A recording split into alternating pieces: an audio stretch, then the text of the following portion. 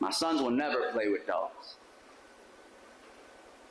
In fact, I refuse to let my sons play with dolls. That's not what men do.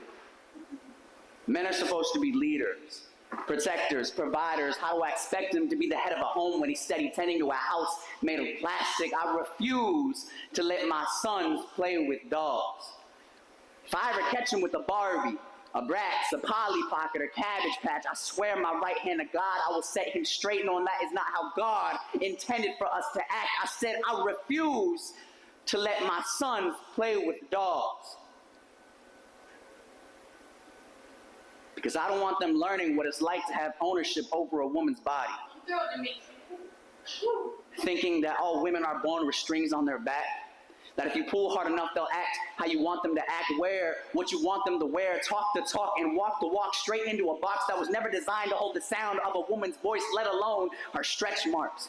Tattooed across her skin as a result of reaching so far across the universe, she bridged heaven and earth, yet still there are men who view women as more mistake than they do miracle, who spit sexist slurs through their teeth like refund receipts for all the clothes he will never allow her to wear, because she's showing too much skin, because that outfit is asking for it, because all she wants is attention. Men who are more likely to punish you for an abortion than they are for sexual assault. But if they see the procedure to be the murder of a baby inside of a woman, then tell me, when a girl gets raped, is the child inside her not dying too? Is the robbery of her innocence not worth better laws, or will we continue to force these girls into a motherhood they never asked for? A friend tells me that her mother was born from a rape.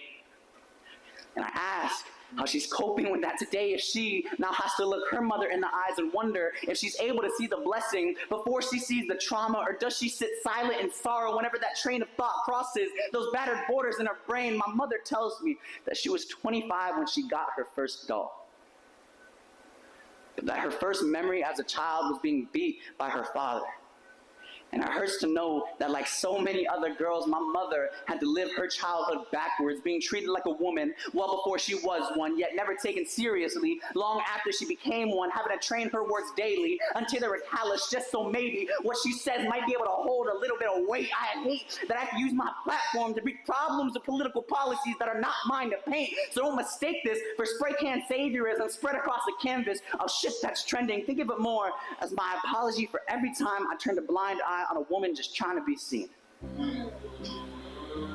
And I promise to the men who laid hands on my mother and her mother and her mother, if I ever see you again, I will send you straight back to whoever it is you pray to at night. For if God were to set foot on this great earth, let it be a stiletto, or a pump, a wedge, a knee-high, a thigh-high, or whatever the fuck she wants to wear, because she's not a toy, she's a woman. My boys will not make toys out of women, so I refuse to let my sons play with dolls until they actually understand the difference between the two.